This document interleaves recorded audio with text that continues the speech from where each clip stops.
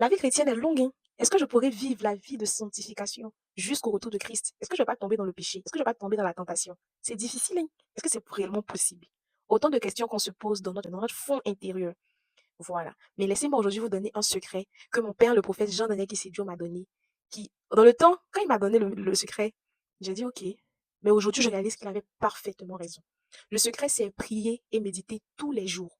Ce sont les prétentieux qui pensent qu'ils peuvent vivre toute une journée sans Christ, sans prier, sans écouter la parole de Dieu. C'est très orgueilleux de notre part de se lever le matin, de ronfler toute la nuit et de se réveiller pour aller vaquer à nos occupations sans entendre Dieu. C'est très important en début de journée de te connecter à Christ. Connecte-toi à Dieu, connecte-toi à sa pensée. Qu'est-ce qu'il veut pour moi?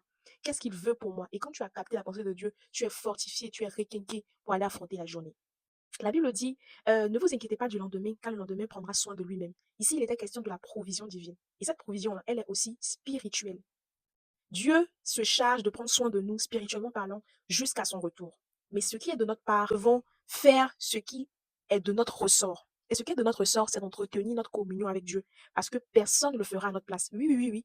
Personne n'entretiendra ta communion avec ton Père si toi-même tu ne le fais pas. Et l'entretien de la communion avec Dieu doit être intentionnel. Ça veut dire que tu dois te discipliner à avoir ton temps avec Christ. Parce que les situations de la journée ne vont jamais te permettre de le faire. C'est toi qui dois te discipliner et t'imposer une routine de vie.